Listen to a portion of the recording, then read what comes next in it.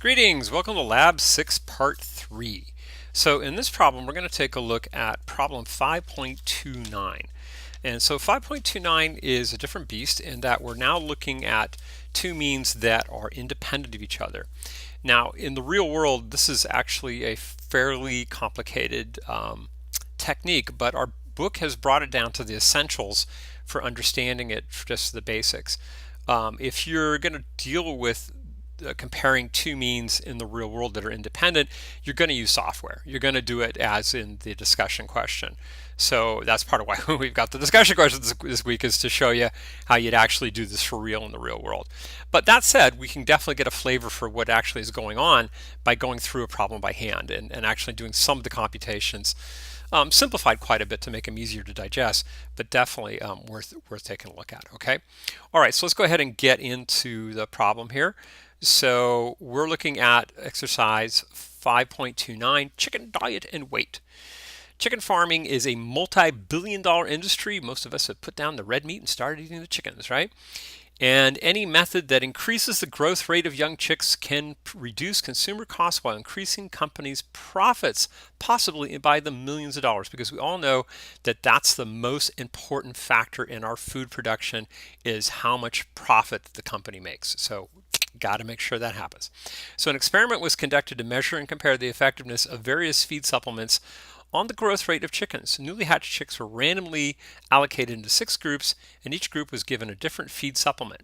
Below are some summary statistics from this data set, along with the box plots showing the distributions of weights by feed type. Okay, so first thing they want us to do is describe the distribution of weights of chickens that were fed linseed and horse beans. Horse feathers. Yeah, let's go back to the whiteboard here, and what we see is these are the side-by-side comparative box plots along with the corresponding summary statistics for each of the different supplements or augmentations that the chicks got. And they want us to take a look at the two feeds that they're interested in, and they want us to look at horse feed, and they want us to take a look at linseed. Okay, so here's the horse feed and here's the linseed. And as we can see, based by the side-by-side comparative box plots here, it looks like horse bean was probably the lowest performing of all the different supplements that were put in there. Certainly, I don't want to be eating the chicks that are getting the meat meal. Anyway, and then linseed appears to be doing much better than the horse seed, and we can also see that in terms of the summary statistics here. If we take a look at the mean weight of the chickens with the horse bean versus the linseed, we see that they're basically is a fairly large difference between those two. And as far as the box and whisker plots themselves go, if we just take a look at those with respect to just the shape of those box and whisker plots, what we see is that they don't look horribly skewed. We're not seeing the relatively small data sets, but still we're not seeing outliers. Like over here with sunflower, we're seeing in sunflower there were 3 outliers in the data set, but in the horse bean and the linseed, roughly symmetric with no outliers. Now, be careful. You really can't infer normality from a box plot. If the data set is normal, it will give you a box plot that looks like this. If you get a box plot that looks like this, it doesn't necessarily mean that it's normal. But that said, since we don't have the raw data at this point, we're going to assume that the authors have done that push-up for us and checked on the normalcy condition for us. Okay, let's come back and take a look at the first question here. It says, describe the distribution of weights of chickens that were fed linseed and horse bean. Okay, so that's just exactly what we were doing.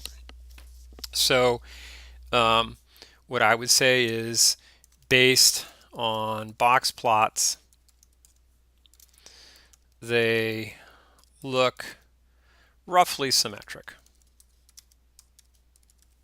And I'm definitely qualifying that by saying based on box plots. So saying, that's my best guess given what I've got. The means and SDs are given by, I'm going to go ahead and write those down right away just so we've got them to kind of keep them out of our forefront of our heads here.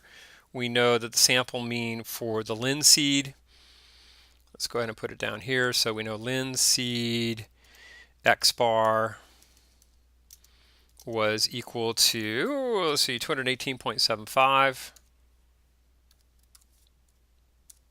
I just want to have these where I can have them in front of me so I can see them.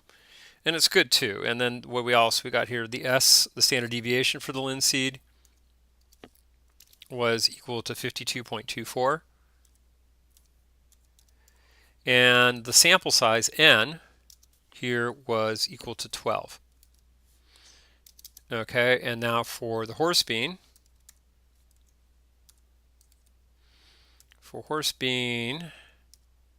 bean, come on, I got a name there, yeah, there we go. We get the X bar was equal to, again, this is the sample mean, is 160.2 with a sample standard deviation S of 38.63. We notice that the spread appears to be less in the horse bean than it was with the linseed. In other words, there's a smaller standard deviation there. And we get an N here in this case. Notice the N is smaller. We've got N is equal to 10. Okay, just as a quick aside, we're going to have to decide in a few minutes on degrees of freedom when we go to do the calculations for this.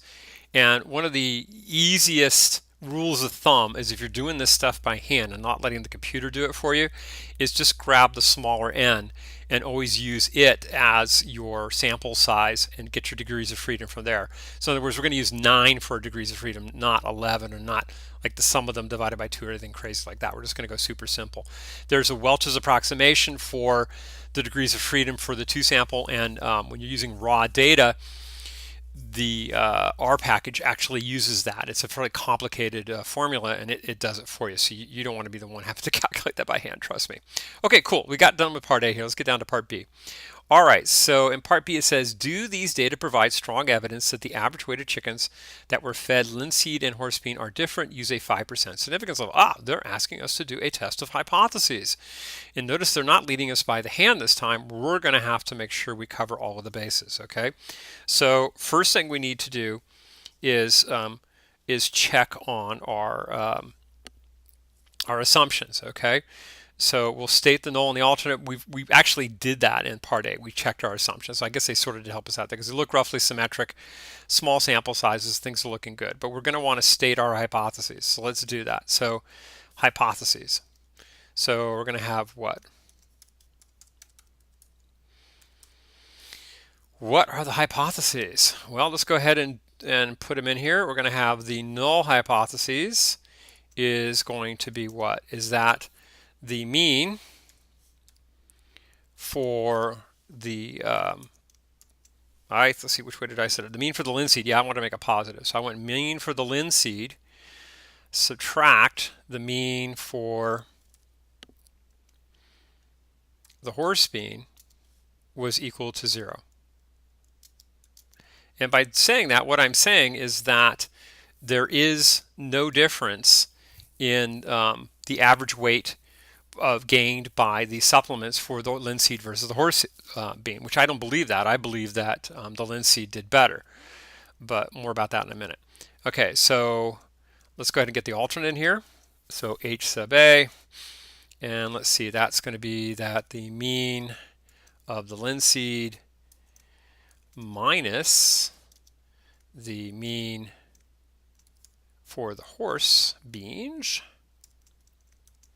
is not equal to 0. Remember, to get a not equal, you do a /NE, and then put in a 0, and then close off the $sign, okay? All right, so if you want to just take a quick peek at that, we can just go ahead and knit this real quick so you can see how that's going to look. And let's scroll down here. I need to actually move my window up a bit. Okay, it's not cooperating. I'm moving up my window a little bit. Just wants to be that way. But I'm going to have to adjust. There we go. I'm going to have to adjust a little bit here because notice I didn't get it to go down a line. So let's go ahead and do that. So let's go back into our studio. And let's close off this. And there we go. I forgot to put my double space at the end, and that should do it now. Let's go take a look and see if that fixed it. I'm curious. Yeah, there we go. Okay, cool. All right, so let's go ahead and get rid of this. So yeah, just remember to put a double space in. That's a line feed character in our markdown files. All right, so we got our hypotheses. What's next? So the second step is going to be our decision rule. They gave us a 5% significance level, so use alpha equal to 5%. Okay, so that's our decision rule, and what that means is that we will reject the null if the p-value is less than 5%. Okay, that's what we're going to do. All right, part 3 here. So part 3, now we got to go into our chunk, because now we got to go calculate our test statistic and our p-value. Okay, so let's go put in our chunk in here. So insert a chunk, and now we got to go do some calculations. All right, and so before we go do that, let's go over to the whiteboard for a minute and let's talk a little bit about what we're going to do here, and then we'll actually enter the stuff in. Okay, so how do we actually do this for the difference of two means when we have independent means? As it turns out, it's very similar to when you're working with paired means, except for in paired means, you have a single set of data. You have one data column, and you're just comparing that, the column of differences, I should say, and you're comparing that single column of differences usually to 0. And so in many ways, it is a one sample t-test. In other words, it's performed exactly the same way as you would with a one sample t-test.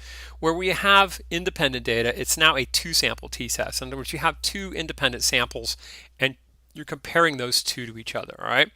So to do this by hand, what you're going to need to do is come in. Let me get rid of the bomb there. We want this. You're going to come in and you're going to do a couple of calculations. First thing I want to know is I want to know the x bar.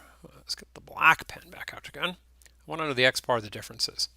So I want to know x bar diff. And so what x bar diff is going to be equal to is that's going to be x bar of the linseed minus x bar of the horses, okay, or the horse bean. So how do I find those values? Well, I know that my horse seeds, or my linseed, excuse me, my linseeds, not my horse seeds, was 218.75 minus 160.2 for the horse beans. In other words, the mean difference came out to be 58.55. And I think that was in milligrams. I forget exactly what the units were at the moment. I'll come back and check that in just a second. So that's pretty straightforward. That's just like we would have thought we would have done back in a previous one. All right. But how do you find the standard error? Well, the standard error's got a really kind of cool formula. It says basically take the two standard errors and put them together. So in other words, take the variance from your first distribution, divide that by the sample size from your first distribution, and add that to the variance from your second distribution, divide that by the sample size of your second distribution.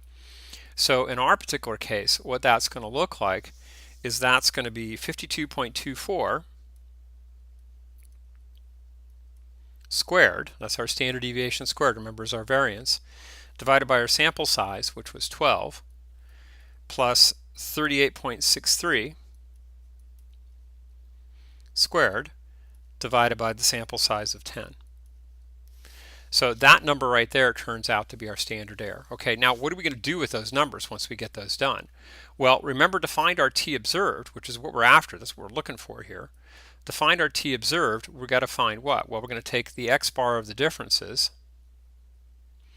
We're going to subtract from that what the hypothesized mean is, which is 0. We're going to divide that by our standard error. Now, we could do these calculations by hand. They're not all that difficult, but we want to do them in our studio so that we've got them there so that it's easier for us to access and easier for us to turn these things in too.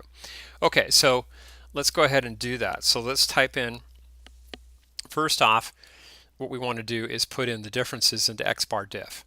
So we'll just call this x bar d for x bar differences. I'm going to put it as a capital D so we just know that that's the differences. And that's going to be equal to 215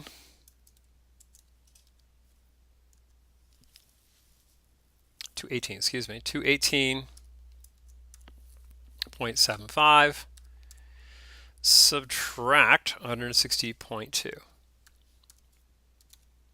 Okay, so that's going to be my differences, and then my standard error. Well, what's my standard error going to be equal to? Well, my standard error is going to be SQRT, and we've got to get kind of clever here. Okay, it's not that difficult. So first of all, we got to put in what? Well, the standard deviation for the linseed was 52.24, and then a caret will square it for me, and then divide that by its sample size, which was 12, and then add to that 38.63 squared divided by its sample size, which was 10.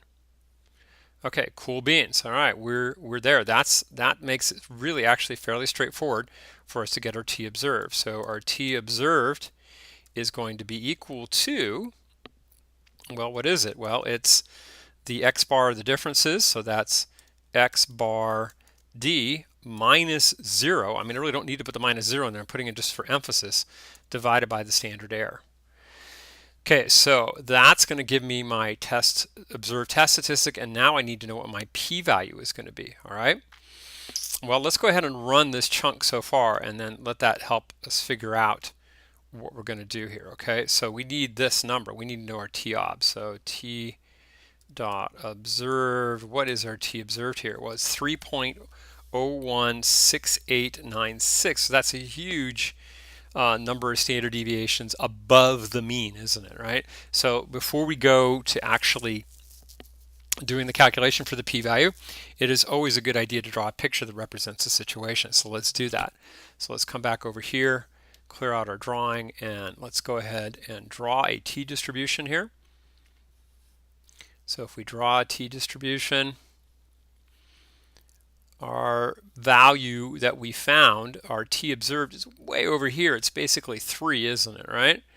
Okay, and so we know that the p-value is going to be this area, but we also know that since we were doing a two-tailed test, that if I put down here and put a -3 roughly in, okay, that area also is going to be included in the p-value. In other words, these two regions together give us back the p-value.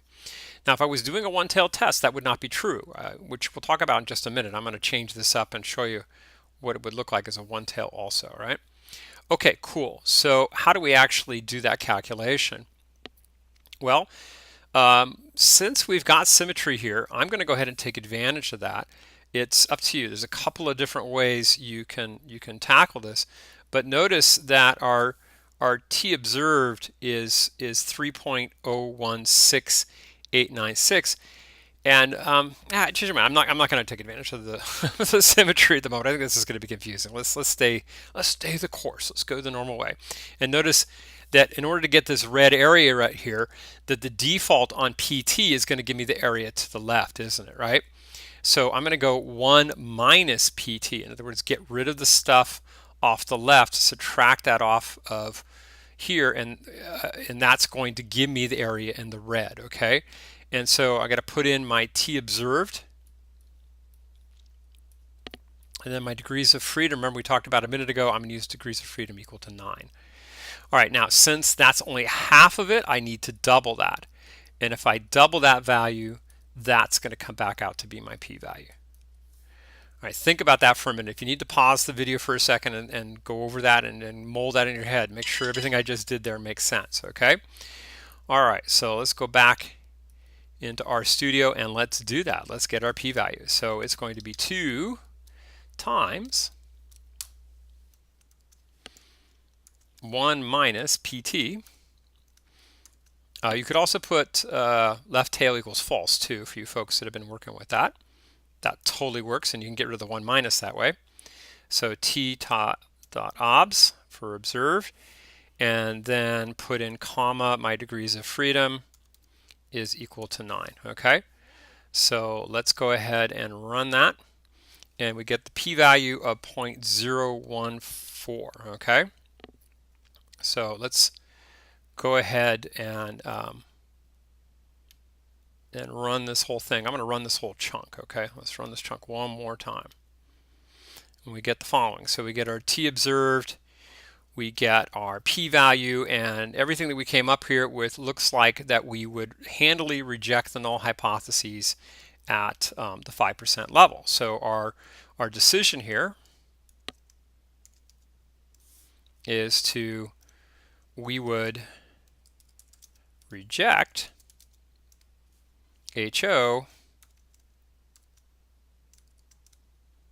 at the 5% level. And so what that means is that's telling us that,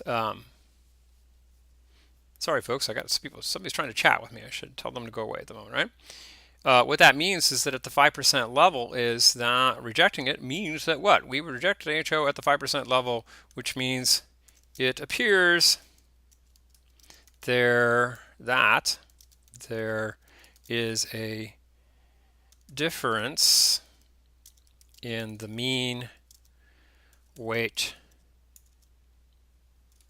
of the chickies. As a matter of fact, the linseed appears to be working better, doesn't it? We can get that from our box plots, right? All right, keep that in mind because we're going to use that for part C and D here, okay? Or actually for part D. Okay, so what type of error might have been committed? Explain. We could have made a type 1 error here. Why could have we made a type 1? Well, because type 1 error means rejecting the null hypothesis when in fact it was true. So again, we did not necessarily commit a type 1 error. It's just possible because we rejected the null hypotheses.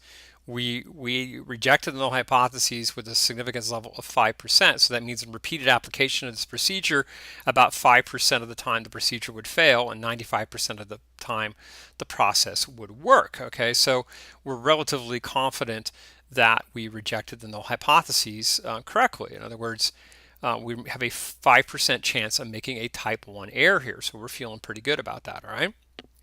Okay, so in context, it appears that, oh, we already said that. We could have said that there was a difference when in fact there wasn't one.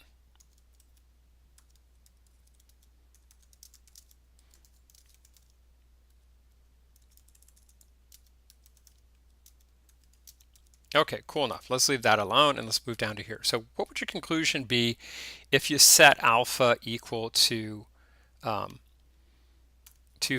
or excuse me, 1%? What if we changed it to 1% or 0.01? Well, come down here and take a look at what our p-value was. Notice our p-value is bigger than 1%, not by much, but it's bigger than 1%. So yes, we would have changed our conclusion. We would have failed to reject.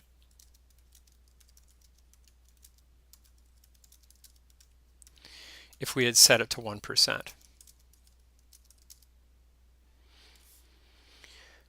But that said, I want you to take a look at something down here. Notice that we did a two-tailed test, and I already said that I don't believe this should have been a two-tailed test. As a matter of fact, I think this should have been a right-tailed test. Why? Because I think that the linseed, obviously from the box plots, was doing a better job. And so if I came in here and I calculated this p-value by not doubling it, if it had been a right-tailed test, then notice that it would have been 0.7% would have been my p-value.